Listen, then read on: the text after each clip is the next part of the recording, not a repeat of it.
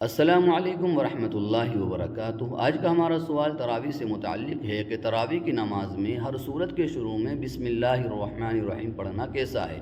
کیا یہ پڑھنا ضروری ہے اور اس کو سرن پڑھا جائے یا جہرن پڑھا جائے یا اس کو چھوڑا بھی جا سکتا ہے؟ آئیے اس مسئلے کو تفصیل کے ساتھ جان لیتے ہیں۔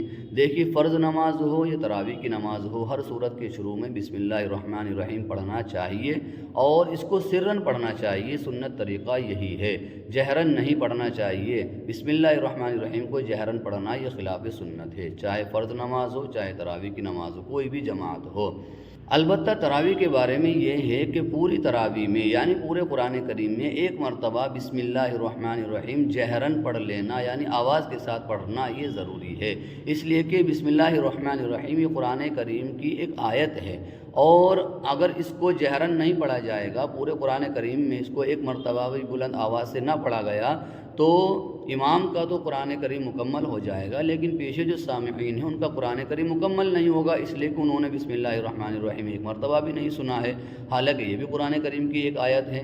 تو اس لیے مسئلہ یہ ہے کہ پورے قرآن کریم میں ایک مرتبہ بسم اللہ الرحمن الرحیم جہرن پڑھنا یعنی آواز کے ساتھ پڑھنا یہ ضروری ہے، تاکہ سامعین کا قرآن کریم بھی مکمل ہو جائے۔ باقی عام معمول یہی ہے اور عام مسئلہ یہی ہے کہ ہر سورت کے شروع میں بسم اللہ الرحمن الرحیم پڑھنا چاہیے، لیکن آہستہ پڑھنا چاہیے، سنت یہی ہے، جہرن نہیں پڑھنا چاہیے، یہ خلاف سنت ہے۔ آئیے اس سلسلے میں ہمارے پاس کچھ فتاویٰ ہیں، وہ بھی ہم دیکھ لیتے ہیں، انشاءاللہ مسئلہ بہت اچھی طریقے سے آپ کے سامنے واضح ہو جائے گا۔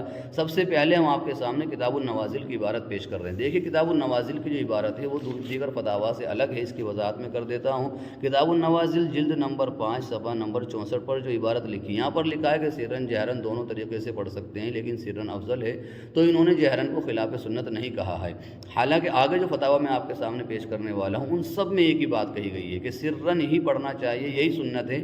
اگر آپ ہر صورت کے شروع میں بسم اللہ کو جہرن پڑھتے ہیں تو یہ خلاف سنت ہے، تو ہم یہ کہیں گے کہ یہاں پر جو کتاب النوازل کی عبارت ہے وہ راجح نہیں ہے، بلکہ راجح وہ ہے جو دیگر فتاویٰ کے اندر آ رہی ہے، آپ اس کو بھی دیکھ لیجئے۔ فتاویٰ محمودیہ جلد نمبر 7 صفحہ نمبر 300، یہاں پر دیکھیے آپ۔ اس کے بعد فتاویٰ قاسمیہ جلد نمبر 8 صفحہ نمبر 350، اس کا خلاصہ بھی یہی ہے کہ سرن پڑھنی چاہیے، جہرن نہیں پڑھنی چاہیے۔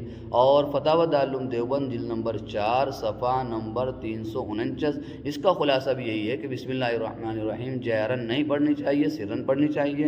اور اس کے بعد آسن الفتاویٰ جلد نمبر 3 صفحہ نمبر 519 ہے۔ اور اس کے بعد آپ دیکھیں کتاب کفایت المفتی، کفایت المفتی جلد نمبر 3 صفحہ نمبر 468، اس پر بھی یہ لکھا ہوا ہے کہ جہرن نہیں پڑھنی چاہیے، سرن پڑھنی چاہیے۔ اور اس کے بعد آپ جامعۃ العلوم بنور ٹاؤن کا فتویٰ دیکھ سکتے ہیں، اس کا خلاصہ بھی یہی ہے۔ تو اتنے سارے فتاویٰ میں نے آپ کے سامنے پیش کی، سب میں ایک ہی بات ملتی ہے کہ سرن پڑھنا ہی سنت ہے، جہرن نہیں پڑھنی چاہیے، خلاف سنت ہے، لیکن ایک مرتبہ جہرن پڑھنی چاہیے تاکہ سامعین کا قرآن کریم بھی مکمل ہو جائے۔